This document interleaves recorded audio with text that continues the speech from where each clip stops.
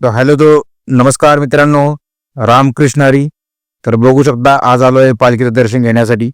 आज खूप गर्दी पण आहे आणि वारकऱ्यांची पण सध्या आणि आता आपली काही पुण्यातील माणसं सुद्धा दर्शन घेण्यासाठी आली आहे.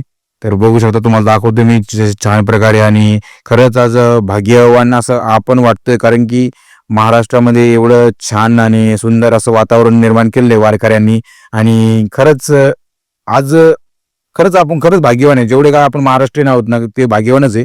कारण की ज्यावेळेस असं काय आपल्याला बघायला भेटतं नवीन, आणि असं एकमेव राज्य मला असं वाटतंय महाराष्ट्र, जे की पूर्णपणे संतांच्या, आपण म्हणतो ना महाराष्ट्र हा पूर्ण संतांची भूमी आहे. तसा एक प्रकारे आपण संतांच्या मार्गावर चालतो आणि प्रत्येक गोष्टीमध्ये आपण आहे ना, प्रत्येक याच्यामध्ये सर्वात पुढेच आहे. कारण की ही जी भूमी आहे, महाराष्ट्राने खूप सारे लोक घडवली आहेत. खूप सारी महापुरुष पण महाराष्ट्रात मध्येच घडलेले आहे. आणि आषाढीची वारी जी सुरू केलेली आहे, ते संत संभाजी महाराजांनी केलेली आहे.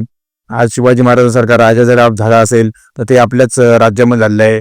डॉक्टर बाबासाहेब आंबेडकरांसारखी जर महापुरुष जन्माला आला असेल, तर महाराष्ट्रामध्ये जन्माला आले आहेत. म्हणजे ही जी काय महानता आहे, ती महाराष्ट्रापासून सुरू झाली आहे.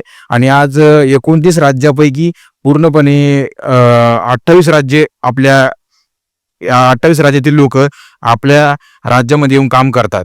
तर खरंच आपण भाग्यवान आहोत की आपण महाराष्ट्र राज्यामध्ये जन्माला आलो.